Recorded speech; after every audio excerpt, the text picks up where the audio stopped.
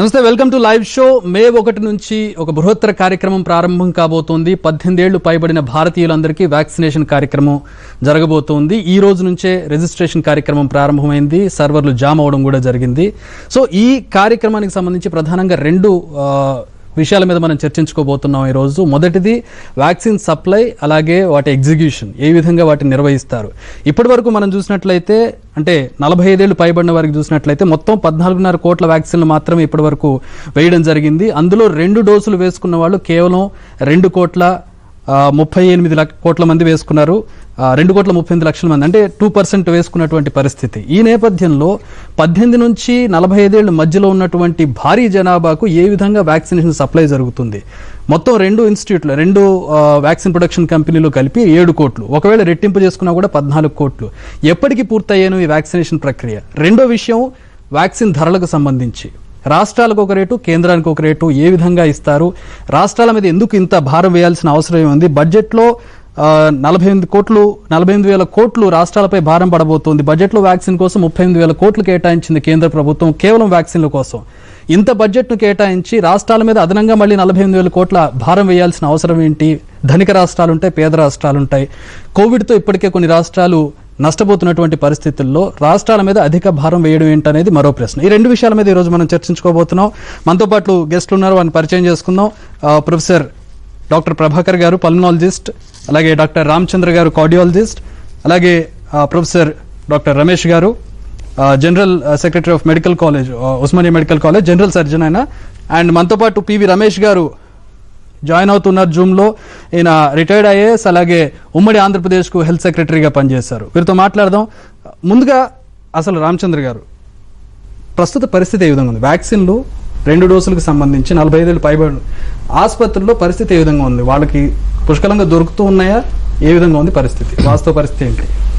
హాస్పిటల్స్లో పరిస్థితి అసలు ఏమాత్రం బాగోలేదండి. నేను ఇవాళ కూడా పోలీస్ పిలవాల్సి వచ్చింది.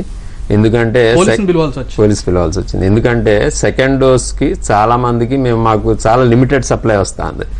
ఒకటేమో అసలు ఎక్కడి నుంచి మేము తీసుకోవాల్సిన అవుట్లెట్ ఎక్కడి నుంచి తీసుకోవాలో అనేది అరౌండ్ 10:30కి తప్ప మనకు తెలియట్లా. అక్కడికి వెళ్ళిన తర్వాత బిట్వీన్ 10:30 to 1:30 ఇస్తారు. ఏ వ్యాక్సిన్ ఎన్ని డోసులు ఇస్తారో కూడా మనకు తెలియదు ఇచ్చేదాకా. కోవాక్సిన్ ఎన్ని ఇస్తారు, కోవిషీల్డ్ ఎన్ని ఇస్తారో కూడా తెలియదు. మనం తెచ్చుకుని ఇప్పటికే మార్నింగ్ 6-7 నుంచి టోకెన్ స్టార్ట్ అయిపోతున్నాయి. టోకెన్ స్టార్ట్ అయిన లోపల సపోజ్ ఇవాళ మనకు 200 మందికి ఇచ్చారనుకోండి, 400 టోకెన్లు అయినాయి అనుకోండి, చాలా అంటే లొల్లి పెట్టుకోవడం అంటే it's becoming a big nuisance. So పోలీసులు పిలవాల్సి వస్తుంది. ప్రాబ్లం ఎక్కడ వస్తుందంటే సెకండ్ డోస్ గురించి చాలా మంది చాలా ఫ్రాంటిక్గా ఉన్నారు, స్పెషల్లీ కోవాక్సిన్. ఎందుకంటే కోవాక్సిన్ తీసుకున్న వాళ్ళకి కొంచెం ఫిక్స్డ్ డెడ్ లైన్ ఉంది. అట్లీస్ట్ కోవిషీల్డ్కి అప్ టు చాలా కంట్రీస్ 3 months తర్వాత ఇస్తున్నారు కాబట్టి, యూకేలో అలా ఇచ్చారు కాబట్టి ఎవరన్నా మేము అడిగితే చెప్పగలుగుతున్నాం కొంచెం ఆగండి పర్వాలేదని. ఈ కోవాక్సిన్కి అది కూడా లేదు కాబట్టి మీరు ఎంచుకోండి ఎక్కడో చోట అని చెప్తున్నాం. సో దీంతో వాళ్ళు చాలా ఫ్రస్ట్రేట్ అవుతున్నారు. సో బేసికలీ మాకు తెలిసేది ఏంటంటే వ్యాక్సిన్ సప్లై అనేది లేదు. It is not a problem of executing it. ఎందుకంటే వ్యాక్సిన్ సప్లై బాగా వచ్చినప్పుడు, ఈ క్రంచ్ రాకముందు మా 2 హాస్పిటల్స్లో, హోలిస్టిక్ 2 బ్రాంచెస్లో 500 తేలిగ్గా వేసేవాళ్ళం. అంటే మోర్ దెన్ 1000 వేసేవాళ్ళం. పబ్లిక్ కూడా ఏమాత్రం ఇన్కన్వీనియన్స్ అయ్యేది కాదు. ఇప్పుడు వ్యాక్సిన్ లేకపోవడం వలన ఈ ప్రాబ్లంలు అన్నీ వస్తున్నాయి. ఏంటంటే మనకి ఏ టైంకి ఇస్తారో తెలియదు, ఎన్ని ఇస్తారో తెలియదు, ఎన్ని మనం చేయగలుగుతామో తెలియదు. అది పరిస్థితి. సప్లై ప్రాబ్లం కిందకి వస్తుంది. సప్లై ప్రాబ్లమే. సప్లై అంటే బేసికలీ ప్రొడక్షన్ లేకపోవటం, మరి సెంట్రల్ లెవెల్ మీరు అన్నట్టు ఆబ్వియస్లీ ప్రొడక్షన్ లేకపోవడం. అది 6 కోట్లు, ఇది 1 కోటి చేస్తే 132 కోట్ల మందికి ఎక్కడ వస్తుంది సార్? రైట్, ఒకసారి పివి రమేష్ గారి దగ్గరికి వెళ్తాం. రమేష్ గారు, మీరు హెల్త్ సెక్రటరీగా పనిచేశారు, అంతకుముందు వ్యాక్సినేషన్ ప్రక్రియలో కూడా పాల్గొని ఉంటారు. అలాగే మన ఇన్ఫ్రాస్ట్రక్చర్ సంబంధించి పూర్తి అవగాహన ఉంటుంది, 2 తెలుగు రాష్ట్రాల్లో కావచ్చు, భారతదేశ వ్యాప్తంగా కావచ్చు. ఎట్లా చూస్తారు మే 1న జరగబోయే ఈ బృహత్తర వ్యాక్సినేషన్ కార్యక్రమానికి సంబంధించి ఏ విధంగా ఉంటుందని మీ అనాలిసిస్ ఏంటి? ముఖ్యంగా చెప్పవలసింది ఏంటంటే, మన దేశంలో అందరికీ, పిల్లలందరికీ కూడా వ్యాక్సినేషన్ ఇవ్వడం అనేది ఒక ప్రక్రియ. అది ప్రతి నెలా కూడా జరుగుతుంది. అది అందరికీ కూడా అవగాహన ఉన్న విషయం. ఇది ఒకరోజు పల్స్ పోలియో కింద ఒక రోజులోనే 5 కోట్ల మంది పిల్లలకి ఈ వ్యాక్సినేషన్ ఇవ్వడం అనేది సర్వసాధారణంగా మనం చూసేది. ఇప్పుడున్న పరిస్థితి ఏమిటంటే అండి, మనకి ప్రభుత్వాలు నిజాలు పూర్తిగా చెప్పినట్లుగా లేదు. ఎందుకంటే మనకి ఇన్ఫర్మేషన్ లేదు, ఒకటి. రెండవది ఏమిటంటే, ప్రతి వ్యక్తి కూడా కోవిన్ పోర్టల్లో రిజిస్టర్ చేసుకోవాలి. చేసుకున్న దాన్ని మనకి చేసుకున్న తర్వాత వాళ్ళకి ఇదిస్తారు, దాని ప్రకారమే వాళ్ళు వ్యాక్సినేషన్కి వెళ్ళాలి. మూడవది ఏంటంటే డాక్టర్ గారు చెప్పినట్లుగా హాస్పిటల్స్ లో ఎప్పుడు వస్తుంది, కాబట్టి ఈ app based hospital centric vaccination strategy success అవడం చాలా కష్టం. అదొకటండి. రెండవది ఏమిటంటే ప్రభుత్వం ఖచ్చితంగా అసలు మన ప్రొడక్షన్ కెపాసిటీ ఎంత మన రాష్ట్రంలో కోవాక్సిన్ కానీ కోవిషీల్డ్ కానీ అనేది స్పష్టంగా ప్రజలకు చెప్పవలసిన అవసరం అవుతుంది. మూడవది ఏమిటంటే అండి, చాలా మంది ఇప్పుడు ఫైజర్ వ్యాక్సిన్, జాన్సన్ వీళ్ళందరూ కూడా, నోవార్టిస్ వీళ్ళందరూ కూడా అప్లికేషన్ చేసుకున్నారు. ఇవి కొన్ని వ్యాక్సిన్లు వీటిలో WHO కూడా అప్రూవ్ చేసింది. అయినా కూడా వాటిని మనం ఇంతవరకు రెగ్యులేటర్ పర్మిషన్ ఇవ్వలేదు. కాబట్టి ఈ ఇప్పుడు హాస్పిటల్స్ లో ఆల్రెడీ పేషెంట్స్ ద్వారా చాలా ఓవర్వెల్మ్ అయిపోతున్నారు. కాబట్టి చేయవలసింది ఏమిటంటే అండి, ఇది కంప్లీట్ గా డీసెంట్రలైజ్ చేసి PHCs, urban health centres, sub centres, nursing homes వీటిల్లో వాళ్ళకి స్ట్రీమ్ లైన్డ్ గా సప్లై చేసి, ఆ ముందు మనకున్న ప్రొడక్షన్ కెపాసిటీ ఎంత, ఇంపోర్ట్ వ్యాక్సిన్స్ ఎన్ని ఉన్నాయి, ఇవన్నీ కూడా ముందు జడ్జి చేసుకుని దాంట్లో ఎవరికైతే ఎక్కువ రిస్క్ ఉందో, సెకండరీ కోమార్బిడిటీ ఉన్నవాళ్ళు, అంటే డయాబెటీస్, హైపర్ టెన్షన్ ఇది ఉన్నవాళ్ళు, తర్వాత పెద్ద వయసు ఉన్నవాళ్ళు, వాళ్ళకి phased wise home based vaccination లేదా విలేజ్ బేస్డ్ వ్యాక్సినేషన్ లేకపోతే ward based vaccination is the only one way we can vaccinate. ఇప్పుడున్న పద్ధతి ప్రకారం మనం ముందుకు వెళ్ళాలంటే 2-3 సంవత్సరాలు పడుతుందండి. అప్పటికి 2-3 వేవ్స్ వస్తాయి. ఇప్పటికే we're in a very bad shape. They will be many more such repetitions. So in my view the present strategy is దాంట్లో చాలా లోటుపాట్లు ఉన్నాయి. దీని ద్వారా చేయడం చాలా కష్టం. అన్నిటికంటే ముఖ్యంగా ప్రభుత్వం, రాష్ట్ర ప్రభుత్వాలు, కేంద్ర ప్రభుత్వం కూడా ప్రజల్ని స్పష్టంగా ఇదిగో ఇది ఈ విధంగా మేము వ్యాక్సినేషన్ ఇవ్వబోతున్నాం, లేకపోతే మళ్ళీ ఆందోళన సృష్టించడం తప్ప దీనికి ఒక సొల్యూషన్ ఉండదండి. ఇది ఏ విధంగా అయితే ప్రజల్ని ఇప్పుడు రెమ్డెసివిర్, ప్లాస్మా థెరపీ, ఇంకొక రకరకాలైన మందులు ఏదైతే ఉపయోగకరం అని ప్రజలని మభ్యపెడుతున్నారు ఒక విధంగా, వాటిల్లో కూడా స్పష్టమైనటువంటి ఇన్ఫర్మేషన్ ప్రజలకు ఇవ్వలేదు. కాబట్టి దీనివల్ల ప్రజలు ఆందోళన చెందడం, కుటుంబాలు ఆందోళన చెందడం, పేషెంట్స్ ఆందోళన చెందడం తప్ప వాళ్ళకు వచ్చిన ఉపయోగం ఏమీ లేదు. కాబట్టి ఒక clear strategy, clear communication to public చేస్తే మనకు కొన్ని లక్షల మంది హెల్త్ వర్కర్స్ ఉన్నారు, ASHA workers, ANMs, volunteers, PHC doctors, urban health centre doctors, non governmental organisations, తర్వాత నర్సింగ్ హోమ్స్. అక్కడ ఇప్పుడు హాస్పిటల్ ఈ కోవిడ్ వలన పేషెంట్స్ లేరు కాబట్టి ఇక్కడ అన్ని ఉపయోగించుకుని మొత్తం ప్రజలందరికీ కూడా 3 నెలల్లో వ్యాక్సినేషన్ ఇవ్వకపోతే దీనికి భవిష్యత్తు లేదండి. రైట్. ప్రొఫెసర్ రమేష్ గారి దగ్గరికి వెళ్దాం. డాక్టర్ రమేష్ గారు, ప్రభాకర్ గారు, ఈ May 1 నుంచి జరగబోయేటటువంటి ఈ కార్యక్రమానికి సంబంధించి ఇప్పుడు ఆయన చెప్తున్నారు పోలీసులు పిలవాల్సిన పరిస్థితి వచ్చింది ఆసుపత్రికి అని చెప్తున్నారు. పివి రమేష్ గారు చెబుతూ ఉన్నారు అసలు ఇది ఎగ్జిక్యూషన్ అనేది ఇప్పుడు ఉన్నటువంటి పరిస్థితుల్లో సాధ్యం కాదు, దానికి ఖచ్చితమైనటువంటి ప్రణాళిక ఉండాలని చెప్తూ 2-3 ఏళ్ళు టైం పట్టే అవకాశం ఉందని చెప్తూ ఉన్నారు. పోనీ ఒక ఏడాది వేసుకున్నా కూడా చాలా లేట్ అయిపోయే అవకాశం ఉంది. ఇప్పటి వరకు 2.38 కోట్ల మందికి మాత్రమే సెకండ్ డోస్ వచ్చినటువంటి పరిస్థితి. ఎట్లా సాధ్యమవుతుంది అంటారు? అసలు ఈ ప్రకటన అనేది కేవలం ఒక ఇంపల్స్ మీద ఇచ్చినటువంటి ప్రకటన, ఒక ప్రణాళిక లేకుండా ఇచ్చినటువంటి ప్రకటనగా చూడాలా దీన్ని? సందేహం లేదు. ఇక్కడ నేను గతంలో మన దేశంలోనూ కొన్ని వ్యాధులకి మనం వ్యాక్సిన్ ఇచ్చాం. Small pox vaccine, polio vaccine చాలా సిస్టమేటిక్గా చక్కగా జరిగింది. ఇప్పుడు ఎందుకు జరగడం లేదు? ఏంటి కారణం? Where is the mistake? Planning సరిగలేదు. ఇప్పుడు 18 ఏళ్ల వయసు పైన వాళ్ళకి ఏమొచ్చి వ్యాక్సిన్ ఇస్తానంటున్నారు. 18 ఏళ్ల పైన వాళ్ళు ఎంతమంది ఉన్నారు? ఇప్పుడు చెప్పాలంటే hours is in young country.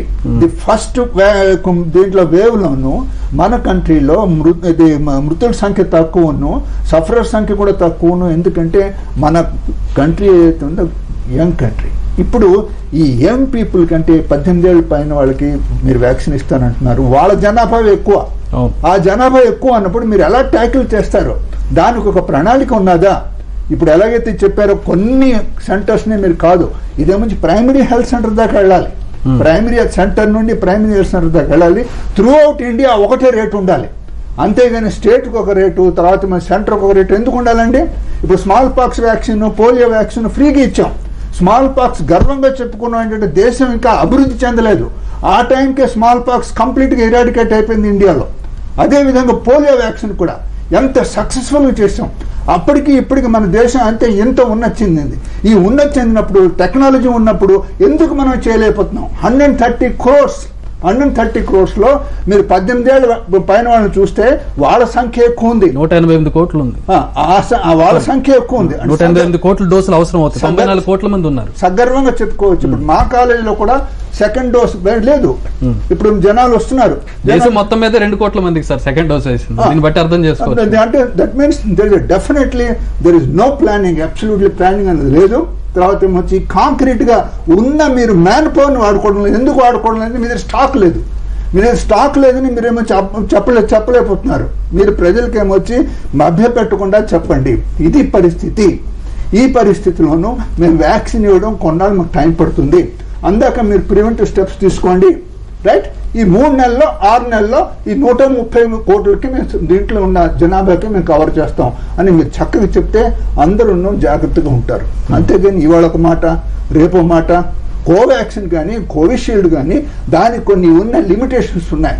మెడిసిన్కి కానీ వ్యాక్సిన్ కానీ 100% స్పెసిఫిసిటీ, సెన్సిటివిటీ అంటాం. స్పెసిఫిసిటీ, సెన్సిటివిటీలో 90% ఉండొచ్చు, 85% ఉండొచ్చు. అంటే అట్లీస్ట్ 10-15% వాళ్ళకి జబ్బు రావచ్చు, కానీ జబ్బు వచ్చినా కూడా అది తీవ్రంగా ఉండదు వ్యాక్సిన్ తీసుకోవడం వల్ల. దీని తాలూకా ఇది కూడా మీరు అడ్వర్టైజ్ చేయడం లేదు. అంటే వ్యాక్సిన్ ఇస్తే అందరికీ సరిగా ఉంటుంది, 100% బాగుంటుంది కాదు, 100% బాగుండదు. ఎందుకంటే 10-15% పీపుల్కి ఏమిటి జబ్బు రావచ్చు. జబ్బు వచ్చినా కూడా అది కొంచెం తీవ్రత తక్కువ, మోర్టాలిటీ రేట్ తక్కువ ఉంటుంది. కానీ మీది ఒక సిస్టమేటిక్ ప్లానింగ్ లేదు. సిస్టమేటిక్ ప్లానింగ్ లేకుండాను ప్రజల్లోనూ చాలా బీభత్సంగా అంటే ఒక వేవ్ సృష్టి చేస్తున్నారు. ఈ సెకండ్ వేవ్ వస్తున్నదని తెలిసి కూడా మీరు ఏం తీసుకున్న చర్యలు? ఫస్ట్ వేవ్కి చక్కగా ఉన్నాం అందరూ, అంటే దేశాలంతా అన్ని దేశాలు అప్రిషియేట్ చేస్తున్నారు. ఆఖరి కర్మ మనకి పాకిస్తాన్ ఏమో వచ్చి సానుభూతి చూపెడుతున్నది, పాకిస్తాన్ సానుభూతి చూపెడుతున్నది. మనం సగర్వంగా చెప్పుకుంటున్న hours the developing country. What happened to the development? Small pox, polio vaccine compare చేయండి మీరు, ఇట్స్ టోటల్ ఫెయిల్యూర్. సో దీనికి తప్పకుండా ప్రణాళిక, మీరు 18 ఏళ్ళ పైన ఇచ్చేస్తాం, మీరేమో ఒక యాప్ చేసేయండి అన్నంత మాత్రం కాదు. Do have a concrete management, concrete planning? వీళ్ళ సంఖ్య ఎక్కువ, అసలు వీళ్ళని చక్కగా ప్రొటెక్ట్ చేయాలి. రైట్. మనకి ఉస్మానియా మెడికల్ కాలేజ్ నుంచి కూడా ఉన్నారు రమేష్ గారు. సప్లైకి సంబంధించి ప్రధానంగా 7 కోట్లు ప్రస్తుతానికి ఉంది, వాళ్ళు డబుల్ చేస్తామని చెప్పారు. మేబీ 16 కోట్లకు రావచ్చాము. 16 కోట్లు వచ్చినా కూడా ఉన్నటువంటి 97 కోట్ల మందికి 133 కోట్ల సుమారుగా వ్యాక్సిన్లు అవసరం 2 డోసులకి సంబంధించి. ఈ ప్రొడక్షన్ ఈ సప్లై చైన్కి సంబంధించి క్రైసిస్ ఎదుర్కొనే అవకాశం లేదా? మే 1 నుంచి ఇంత భారీ ఎత్తున ప్రణాళిక స్టార్ట్ చేస్తే ఇప్పటికీ ఆల్రెడీ సర్వర్లో క్రైసిస్ వచ్చేసింది రిజిస్ట్రేషన్లో. సార్ ఆల్రెడీ ఇంతకుముందు పివి రమేష్ గారు చెప్పారు, 5 కోట్ల మందికి ఒకటే రోజు పోలియో వ్యాక్సిన్ ఇవ్వగలిగినాం. అంటే ఒక 2 రోజులు 3 రోజులే మనం పోలియో వ్యాక్సిన్ ఇచ్చినాం.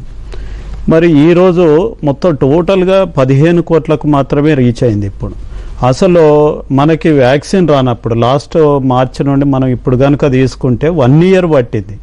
1 ఇయర్ నుండి దానికి ఒక బడ్జెట్ అలొకేషన్ ఏదైతే ఉన్నదో, ఇప్పుడు వేరే కంట్రీస్ యుఎస్ఏ కానీ లేకపోతే యూకే కానీ మిగతా కంట్రీస్ జపాన్ కానీ లేకపోతే ఈ కంట్రీస్ ఏవి అయితే ఉన్నాయో ఈ హెల్త్ డిపార్ట్మెంట్కి ఈ వ్యాక్సిన్ కోసము డబ్బులు ఎక్కువ వెచ్చించినాయి. 35 to 60 crores వరకు ప్రతి కంట్రీ కూడా పెట్టింది.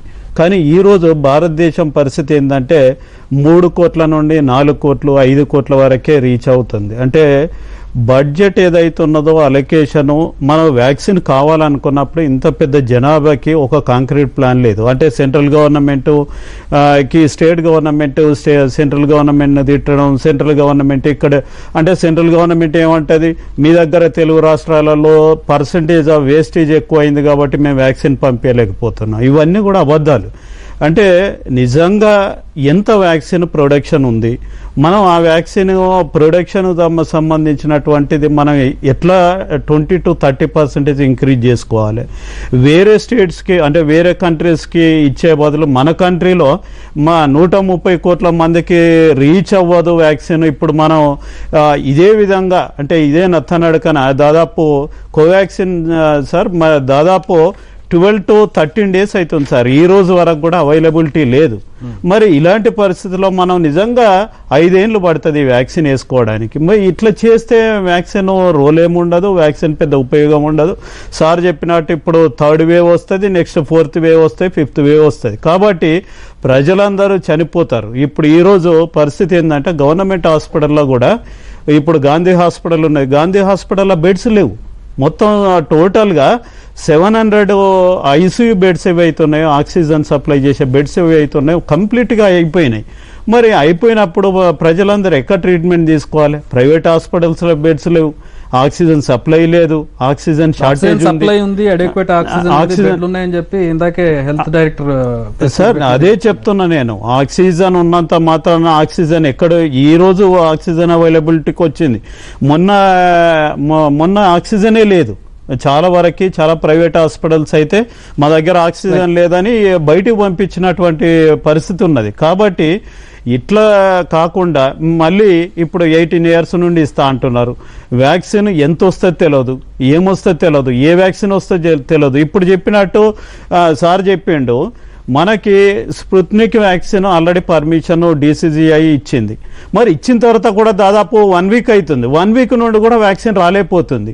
ఎందుకు రాలేకపోతుంది? మొత్తం టోటల్గా అన్ని వ్యాక్సిన్లు ఫైజర్ కానీ మోడర్నా కానీ అన్ని వ్యాక్సిన్స్ కనుక ఒకవేళ నిజంగానే ఇండియా కనుక కొంటే అంటే ఎఫోర్డబిలిటీ ఉన్న వాళ్ళు కూడా వేసుకునేవాళ్ళు. ఈరోజు పరిస్థితి ఓన్లీ 2 వ్యాక్సిన్లే తీసుకోవాలి. ఆ 2 వ్యాక్సిన్లో కోవాక్సిన్ రాదు, కోవిషీల్డ్ మాత్రమే వస్తుంది.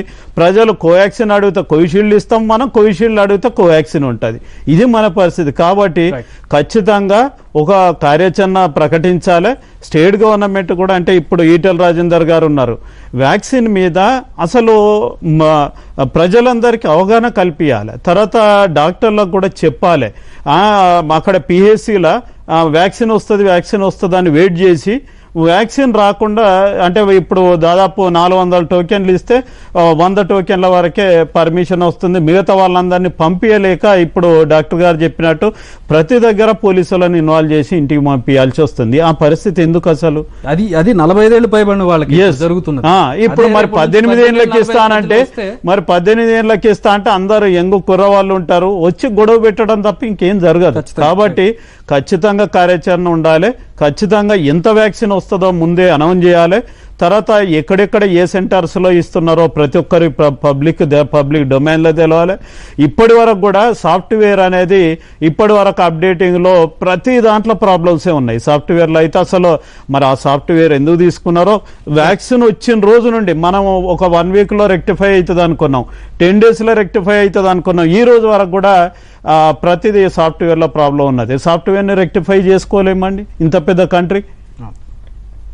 రైట్, ఒక బ్రేక్ తీసుకుందాం. బ్రేక్ తర్వాత దాదాపు బడ్జెట్లో వ్యాక్సిన్లకు 35,000 కోట్లు కేటాయించిన కేంద్ర ప్రభుత్వం 10,000 కోట్లు అంటే ఇప్పటి వరకు 45 ఏళ్ళు పైబడిన వారికి ఇస్తున్నటువంటి వ్యాక్సిన్కి 10,000 కోట్ల లోపు మాత్రమే ఖర్చు అయింది. మరి మిగతా డబ్బును రాష్ట్రాల మీద ఎందుకు ఖర్చు పెట్టకూడదు? దేశవ్యాప్తంగా ఉన్న ప్రజానికానికి ఎందుకు ఖర్చు పెట్టకూడదు? దాదాపు ఒక్కొక్క రాష్ట్రం మీద 45,000 కోట్ల భారం, మొత్తం రాష్ట్రాల మీద కలిపి 45,000 కోట్ల భారం పడే అవకాశం కనబడుతున్నటువంటి ఈ పరిస్థితుల్లో కేంద్ర ప్రభుత్వం ఎందుకు ఇనిషియేషన్ తీసుకోకూడదు? అలాగే ఔషధాల ధరల నియంత్రణకు సంబంధించి హెల్త్ ఎమర్జెన్సీ నడుస్తుంది, నేషనల్ ఎమర్జెన్సీ నడుస్తున్న ఈ సందర్భంలో మీరెందుకు ఔషధాల ధరల నియంత్రణ తీసుకోకూడదని సుప్రీంకోర్టు కేంద్రాన్ని ప్రశ్నించినటువంటి పరిస్థితి ఈ రోజు. వ్యాక్సినేషన్ గురించి, వ్యాక్సిన్ డ్రైవ్ గురించి, మే 1 నుంచి ప్రారంభంగా పోతున్న వ్యాక్సిన్ డ్రైవ్ గురించి మాట్లాడుకుంటూ ఉన్నాం. వ్యాక్సిన్ సప్లైకి, ప్రొడక్షన్ కిను వ్యాక్సిన్ డిమాండ్ కి ఉన్నటువంటి వ్యత్యాసం భారీగా ఉంది. ఈ రకంగా మనం చేసుకుని పోతే ఇప్పటి వరకు చూసిన వ్యాక్సినేషన్ డ్రైవ్, ఇక మీద జరగబోయే వ్యాక్సిన్ డ్రైవ్ చూసుకుంటే దాదాపు 2-3 ఏళ్ల సమయం పట్టే అవకాశం ఉందని ఎక్స్పర్ట్స్ చెబుతున్నటువంటి పరిస్థితి. ఒకసారి పివి రమేష్ గారి దగ్గరికి వెళ్దాం. పివి రమేష్ గారు, రేట్ల గురించి మాట్లాడుకుంటున్నాం మనం. రాష్ట్రాలకు ఒక రేటు, దేశానికి ఒక రేటు, కేంద్రానికి ఒక రేటు కనపడుతుంది. అలాగే 50% కేంద్రం తీసుకుంటుంది, 50% ఏమో రాష్ట్రాలకి, ప్రైవేట్ ఆసుపత్రులకి ఇచ్చేటటువంటి పరిస్థితి. అసలు ఈ విధంగా ఇది కూడా ఒక రకంగా సప్లైని దెబ్బకొట్టే అవకాశం ఉంటుంది కదా సార్? ప్రపంచవ్యాప్తంగా అన్ని దేశాల్లో, అభివృద్ధి చెందిన దేశాల్లో కూడా ఈ వ్యాక్సిన్ అనేది ఫ్రీగా ఇస్తున్నారండి. యూరప్ మొత్తం, నార్త్ అమెరికా అంతా ఇది వ్యాక్సిన్ అంటే గొప్ప దేశాల్లో కూడా, డెవలప్డ్ కంట్రీస్ లో కూడా వ్యాక్సినేషన్ ఫ్రీగా ఇస్తున్నారు. ఆ ఖర్చు ఎవరు భరిస్తున్నారు? National governments భరిస్తున్నాయి. అమెరికాలో అయితే అది కంప్లీట్లీ ఫెడరేటెడ్ సిస్టమ్. అక్కడ కూడా వాళ్ళ సెంట్రల్ గవర్నమెంట్ పే చేస్తుంది. కాబట్టి రెండవది ఏమిటంటే దీనికి అయ్యే ఖర్చుని ఇప్పటికే ఆర్థిక వ్యవస్థ అల్లకల్లోలంగా ఉంది. రాష్ట్ర ఆర్థిక వ్యవస్థ ఇంకా కుదేలయ్యే అవకాశం ఉంది. ఇటువంటి పరిస్థితుల్లో కేంద్ర ప్రభుత్వానికి ఎక్కువ అప్పు తీసుకోవడానికి కూడా అవకాశం ఉంది. ఎందుకంటే reserve bank government of India కంట్రోల్లో ఉంటుంది కాబట్టి వ్యాక్సినేషన్ నెంబర్ 1 కంప్లీట్లీ డీసెంట్రలైజ్ చేయవలసిన అవసరం ఉంది. 2 అంటే అది పిహెచ్సిస్, యూహెచ్సిస్ ఇప్పుడు ఇది వరకైతే రెగ్యులర్ వ్యాక్సినేషన్ ప్రోగ్రామ్స్ ఏ విధంగా నడుస్తున్నాయో ఆ స్ట్రాటజీ ఫాలో అయ్యి ప్రయారిటీ లిస్టులు పెట్టుకుని క్లియర్గా ఎట్ హోమ్ డెలివరీ చేసుకుని హాస్పిటల్స్ ఏదైతే ఎక్కువగా ఓవర్వెల్మ్ అయిపోతున్నాయి ఇప్పుడు కేసుల వల్ల వాటి మీద బర్డన్ పడకుండా చేయవలసిన అవసరం ఉంది. ఇది ఫ్రీగా ఇవ్వాల్సిన అవసరం ఉంది. రెండవది ఏమిటంటే ఒక విషయం ప్రజలకు నేను మనవి చేసేది ఏమిటంటే వ్యాక్సినేషన్ ఇవ్వగానే మేము ఈ కోవిడ్ తగ్గిపోతుంది, లేకపోతే మేము ఎక్కడికైనా వెళ్ళొచ్చు, సాధారణమైన జీవితాన్ని గడపొచ్చు అనే విషయం కరెక్ట్ కాదు. ఎందుకంటే కోవాక్సిన్ అయితే కనీసం 8 వారాల వరకు మీకు ప్రొటెక్షన్ రాదు, అది కూడా 70-80% వరకు మాత్రమే. అదే విధంగా కోవిషీల్డ్ అయితే ఇంకా కొంత ఎక్కువ కాలం 3 నెలలు పడుతుంది.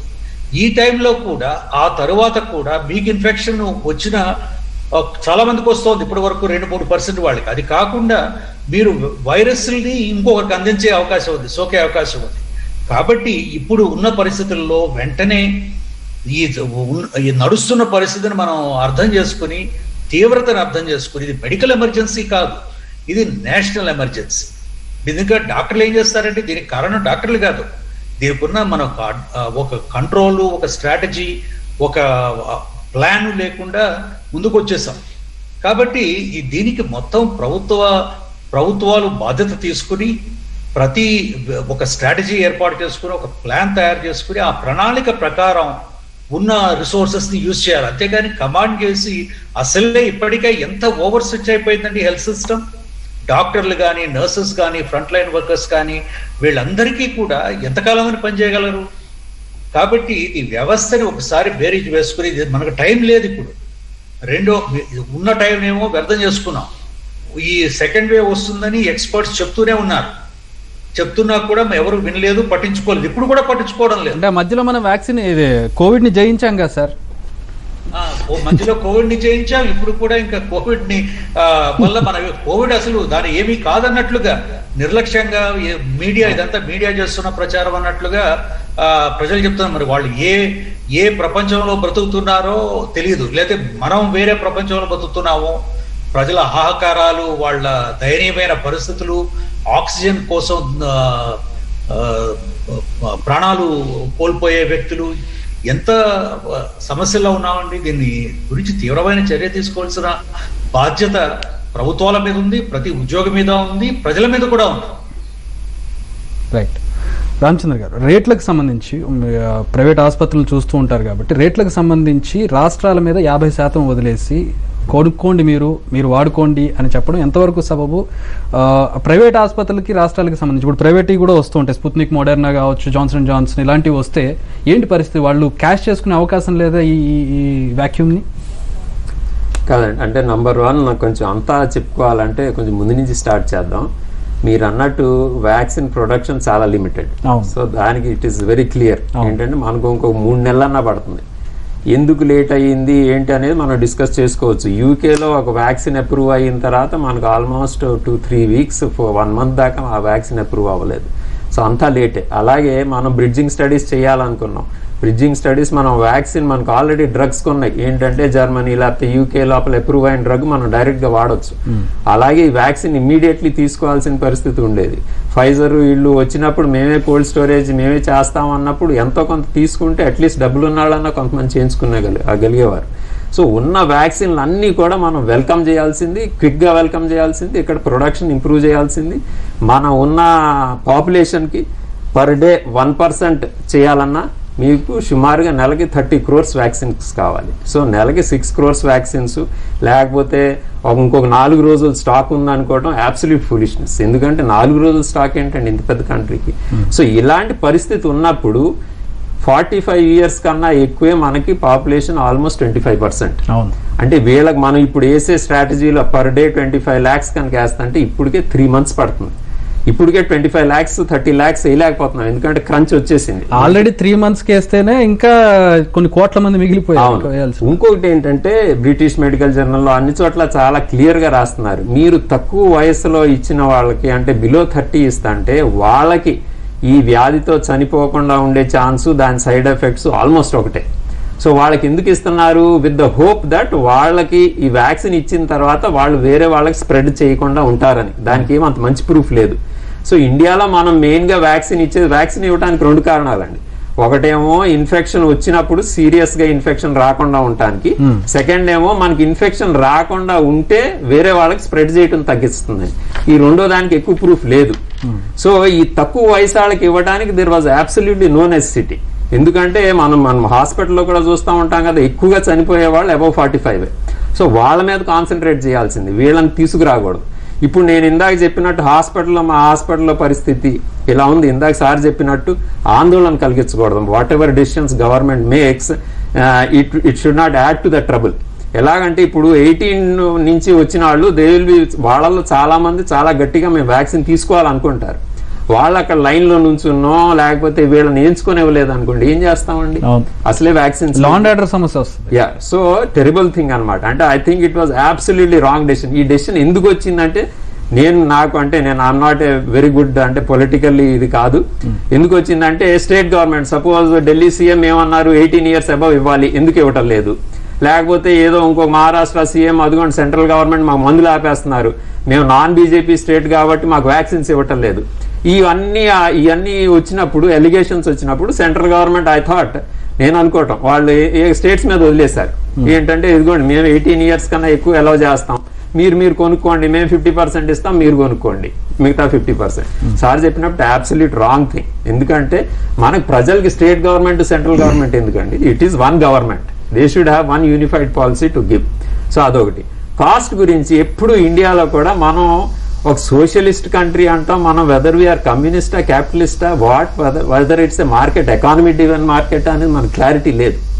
సో ఒకటి government either should fund this factories, అది ఫండ్ సరిగ్గా చేయలే.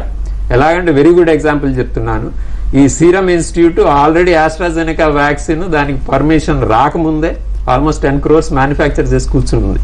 వాళ్ళకి గ్యారంటీ మెలిండా గేట్స్ ఫౌండేషన్ వాళ్ళు ఇచ్చారు, మన గవర్నమెంట్ ఇవ్వాల. ఏంటంటే అది కనుక మీకు అప్రూవల్ లేకపోతే మేము ఫండ్ చేస్తాంలే అని. వాళ్ళు ఒకప్పుడు సిఐఐ అంటే confederation of Indian industries government మీరు ఎందుకు కొంటలేదు వాళ్ళ దగ్గర వ్యాక్సిన్ అనే పరిస్థితి కూడా వచ్చింది. సో నేను అనుకోవడం వాళ్ళు కావాలని కొంచెం డౌన్ స్కేల్ కూడా చేసుకున్నారు, ప్రొడక్షన్ అనేది పెంచకుండా. ఇప్పుడు వాళ్ళకి ఎంతో కొంత ఇస్తున్నారు. మనం గవర్నమెంట్ ఇచ్చేది కూడా వేరే, మీరు సపోజ్ ఆపరేషన్ వాప్ స్పీడ్ అని ఉంటాయి యుఎస్ లో, వాళ్ళు ఇచ్చిన దానిలో మనం 100% ఇస్తామండి, వాళ్ళు అడిగింది ఇచ్చినా సరే. సో చాలా తక్కువ ఇస్తున్నాం. సో వాళ్ళని ఇన్సెంటివైజ్ చేయటంలో ఏమి తప్పలేదు. వాళ్ళు కొంచెం ఎక్కువ ఖరీదుకి డైరెక్ట్ గా కొనుక్కోగలిగే వాళ్ళకి అమ్ముకోవటంలో ఏమి చెడు లేదు. కావాలంటే లెట్ గవర్నమెంట్ బై 70-80%, 20% మీరు పబ్లిక్ అమ్ముకోమనండి, వాళ్ళకి అది ఇన్సెంటివ్. రాదర్ దాన్ వాళ్ళకి ఇంత లంసం ఇస్తాము మీరు చెయ్యండి అంటే చేస్తారో చేయరు. ఎప్పుడు కూడా ఇన్సెంటివ్ వైజ్ పనిచేస్తుంది బాగా.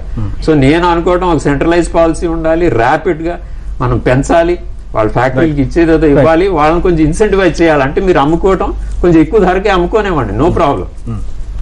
ప్రభాకర్ గారు మీరేమంటారు? ప్రైజెస్ కి సంబంధించి, కాస్ట్ కి సంబంధించి, ప్రైసెస్ సంబంధించి తర్వాత డిస్ట్రిబ్యూషన్ సంబంధించి నేను ఒకటే ఒక మాట చెప్తాను. ఫస్ట్ మీరు హెల్త్ ఎమర్జెన్సీని డిస్క్రైబ్ చేయండి, ఒక ఆర్డినెన్స్ పాస్ చేయండి, రైట్? అప్పుడు through out the country uniform ఉంటుంది. ఇప్పుడు దానిలో రాష్ట్ర ప్రభుత్వాన్ని కానీ కేంద్ర ప్రభుత్వం కానీ ఉండదు. ఎప్పుడైతే మీరు ఆర్డినెన్స్ పాస్ చేస్తారో ప్రతి పౌరుడు కూడాను వ్యాక్సిన్ ఇవ్వాలి, ఇది పౌరుడు తాలూకా హక్కు. తర్వాత పాపులేషన్లోనూ ఎవరు ఎక్కువ వుడ్ బి ఎఫెక్టెడ్ అది మీరు చూసుకోండి. ఆ వుడ్ బి ఎఫెక్టెడ్ వాళ్ళకి ఫస్ట్ ఇవ్వండి. ఇచ్చిన తర్వాత వ్యాక్సిన్ మిగిలితే ఇవన్నీ మేము చర్చ చేస్తున్నాం. యువకులకి వాళ్ళకి ఇమ్యూనిటీ శక్తి ఎక్కువ ఉంటుంది. ఆ ఇమ్యూనిటీ శక్తి ఎక్కడి నుంచి వస్తుంది సైంటిఫిక్గా చెప్పాలంటే అది ఇమ్యూనోగ్లోబులిన్స్ అంటాం, సెల్ మెడియేటెడ్ ఇమ్యూనిటీ అంటాం. వాళ్ళకి సహజంగానే యువకులకి ఏమొచ్చి ఇమ్యూనిటీ బాగుంటుంది. కాబట్టి తాత్కాలికంగా వాళ్ళకేమొచ్చి మీరు ఆపి మీ దగ్గర ఎంత స్టాక్ ఉన్నదో ఆ స్టాక్ ప్రపోర్షనేట్గా ఎంత పాపులేషన్ మీరు ఇవ్వగలరు. ఫ్రీగా ఇవ్వాలండి. వ్యాక్సిన్ కొనుక్కోవడం అంటే కర్మ. స్మాల్ పాక్స్ వ్యాక్సిన్ ఎవరు కొనుక్కోలేదు, పోలియో వ్యాక్సిన్ ఎవరు కొనుక్కోలేదు. Small pox vaccine was a grand success in India, తెలుసునా మీకు. అలాగే polio vaccine was a grand success in India. అటువంటిది ఇది ఎందుకు మీరు ఫేస్ చేయలేకపోతున్నారు? మీకు ప్రకృతి చాలా మంచి టైం ఇచ్చింది, రైట్? దీనికి ఎదుర్కోవాలంటే 3 స్టెప్పులు నేను చెప్తాను. ఒకటి, ఫస్ట్ మీరు హెల్త్ ఎమర్జెన్సీ ప్రకటించండి. Throughout India, north to south, east to west, same, right? Vaccine వచ్చి ఎవరికి దాంట్లో ఏంటంటే సైంటిఫిక్గాను కొంతమంది they are prone to suffer. ఎక్కువ ప్రభావితం అయ్యే వాళ్ళు, తక్కువ ప్రభావితం. కరెక్ట్. ఓకే. ఎక్కువ ప్రభావితం అయిన వాళ్ళకి ఫస్ట్ ఇవ్వండి. ఇచ్చిన తర్వాత మీ దగ్గర ఎంత స్టాక్ ఉంది చూడండి. స్టాక్ వచ్చిన తర్వాత తనకు మాలిన ధర్మం మొదలు చెడ్డ బేరం. మీరు ఎందుకంటే విదేశాలు పంపించారు, ఆ విదేశాలు పంపించే బదులు ఫస్ట్ స్టాక్ ఉంచుకొని మన వాళ్ళకి ఇచ్చిన తర్వాత మిగతా వాళ్ళకి ఇస్తారు. అంటే ఎందుకు మీకు గొప్పలు కావాలా? మీకు ఉన్న వాళ్ళకి ఏమొచ్చి మీరు ఇవ్వడం లేదు, దేశంలో ఉన్న వాళ్ళకి ఇవ్వడం లేదు. ఇవ్వకుండాను మీరు ప్రొడ్యూస్ చేసేసి ఇండియా ఈజ్ ప్రొడ్యూసింగ్ వ్యాక్సిన్ అన్న గొప్పతనం పంపించారా మీరు? ఇప్పుడు మన వాళ్ళకి లేదు. ఇండియా వ్యాక్సిన్ హబ్ అనుకున్నాం, ఈ రోజు వ్యాక్సిన్ తెచ్చుకోవాల్సిన పరిస్థితి. సో ఈ 3 స్టెప్స్. ఒకటి, పదే చెప్తున్నాను, ప్రతి టీవీలో నాకు ఎవరో పిలిచారని చెప్తున్నాను, హెల్త్ ఎమర్జెన్సీ ప్రకటించండి. చచ్చిపోతున్నారు జనాలు, హాస్పిటల్ ఎంట్రీ లేదు, వ్యాక్సిన్ లేదు, చచ్చిపోయినోడికి శ్మశానంలో ఎంట్రీ లేదు, 10 రోజుల తర్వాత ఆక్సిజన్ దొరకడం లేదు. రెమిడిసివిర్ ఏమొచ్చి బ్లాక్ అవుతున్నది. ఎందుకంటే బ్లాక్ అవుతున్నది? మీరు రెమిడిసివిర్ ఏ ఇష్టం వచ్చినట్టు మీరు ఇవ్వకూడదు. Only recognised hospitals, corporate hospitals, right, medical college hospitals, ఈ ఫార్మసీ ద్వారా వెళ్ళాలి. అట్లాగే మీరు వ్యాక్సిన్ కూడా you can make a homogeneous supply right from the centre to the primary health centre. ఈ 3 స్టెప్స్ తీసుకుంటే చక్కగా వ్యాక్సినేషన్ సక్సెస్ఫుల్ అవుతుంది. రైట్. రమేష్ గారు మీరేమంటారు వ్యాక్సిన్ ప్రైజెస్కి సంబంధించి, డిస్ట్రిబ్యూషన్కి సంబంధించి? ఒకటండి, ప్రైజెస్ గురించి చెప్పినప్పుడు ఇప్పుడు సెంట్రల్ గవర్నమెంట్ 150 రూపాయలకు ఉంటుందంట. మన దగ్గరకు వచ్చిన తర్వాత మన స్టేట్ గవర్నమెంట్ ఇవి ఇందాకనే ఆస్ట్రాజెనికా వాళ్ళు 400 నుండి ప్రైస్ 100 రూపీస్ ఏదో తగ్గించారు, డిస్కౌంట్ ఇచ్చారు.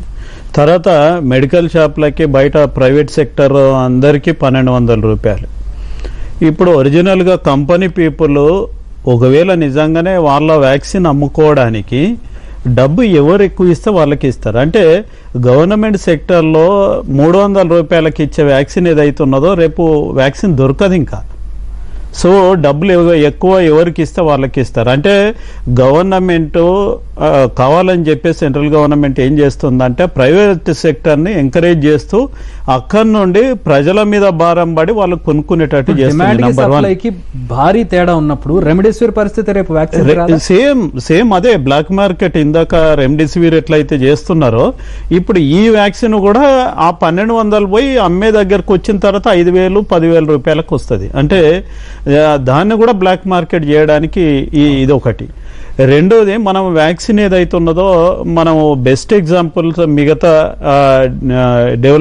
డెవలప్డ్ కంట్రీస్ ఏవి అవుతున్నాయో యుఎస్ కానీ యూకే కానీ దాదాపు 30 to 40% వ్యాక్సిన్ కంప్లీట్ అయితే ఈరోజు మోర్టాలిటీ అక్కడ తగ్గింది. మాకు బెస్ట్ ఎగ్జాంపుల్ ఇజ్రాయెల్. ఈరోజు మాస్కులు లేకుండా తిరగమంటుంది. అంటే 60 నుండి 70% వేసింది. మనము 70 to 80% ఎప్పుడైతే మనం వ్యాక్సినేటెడ్ అవుతామో ఇండియా, అప్పుడు మాత్రమే మనం సేఫ్గా తిరగలుగుతాం. అప్పటి వరకు ఈ 5 వేవ్లు కనుక వస్తే దాదాపు 30 to 40% జనాభా తగ్గే అవకాశం ఉంటాయి. కాబట్టి ఇప్పటికన్నా నిజాలు మాట్లాడుతూ అంటే మనం ఏం చేయాలి, దానికి ఒక కార్యాచరణ ఉండాలి. తర్వాత స్ట్రాటజీ ప్లాన్ చేసి నిజంగానే వ్యాక్సిన్ ధరలు ఏదైతున్నాయో కరెక్ట్గా అక్యురేట్గా ఒక రేటు పెట్టి ఆ రేటు కమిటెడ్ చూడాలి. కానీ అక్కడొక రేటు ఇక్కడొక rate, central government state government ఒక గ్యాప్ క్రియేట్ చేసుకోవడం, ఇవన్నీ కూడా వేస్ట్ విషయాలు. వాళ్ళని వీళ్ళు నిందించుకోవద్దు, వాళ్ళని వీళ్ళు అనవద్దు. కానీ ఒకటే రేటు ఉండాలి, ఒకటే రేటు ప్రకారం వ్యాక్సిన్ కొనాలి. ఈరోజు మన స్టేట్ గవర్నమెంట్ ముఖ్యమంత్రి గారు 18 ఏళ్ల పైబడిన వాళ్ళందరికీ వ్యాక్సిన్ ఫ్రీ ఇస్తా అన్నాడు. అది ఒక మంచి పరిణామం. ఏ వ్యాక్సిన్ అంటే ప్రతి వ్యాక్సిన్ కూడా మన దగ్గర ఉన్నటువంటి వ్యాక్సిన్లు ఏవైతున్నాయో గవర్నమెంట్లో అన్ని వ్యాక్సిన్లు ఫ్రీగా ఇచ్చినటువంటి సందర్భం ఇప్పుడు ఈ రోజు కొత్తగా మనం ఇస్తలేము. మరి సీఎం కేసీఆర్ గారు కనీసం ముందుకు వచ్చి నేను ఫ్రీగా ఇస్తా 18 ఏళ్ల పైబడిన వాళ్ళకి అని చెప్పేసి అన్నారు. ఆ మిగతా రాష్ట్రాలు కూడా అదే విధంగా ఫ్రీగా ఇవ్వాలని చెప్పేసి మేము కూడా కోరుతా ఉన్నాం. రైట్, ఫ్రీగా ఇచ్చిన 200-400 పెట్టి ఇవ్వాల్సి వచ్చినా కూడా వ్యాక్సిన్ అవైలబిలిటీ అనేది ఉండాలి.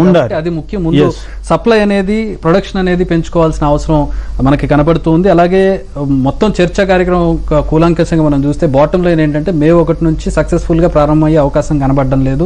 ఎందుకంటే ఇప్పుడు సెకండ్ డోస్ కి అందనటువంటి పరిస్థితిలో ఇంతకుముందు రామచంద్ర గారు చెప్పినట్టు వాళ్ళ హాస్పిటల్లో కొట్టుకుంటుంటే పోలీసులు పిలవాల్సినటువంటి పరిస్థితి వస్తే రేపు మే 1 నుంచి దేశవ్యాప్తంగా 18 ఏళ్లు పైబడిన వాళ్ళకి వ్యాక్సిన్ లేకపోతే ఎలాంటి పరిస్థితులు ఉత్పన్నమవుతాయి అనేది కూడా మనం ఆలోచించాల్సిన పరిస్థితి నెలకొంది. Thank you very much Ramesh garu, thank you very much Prabhakar garu, thank you very much Ramachandra garu, thank you very much Ramesh గారు.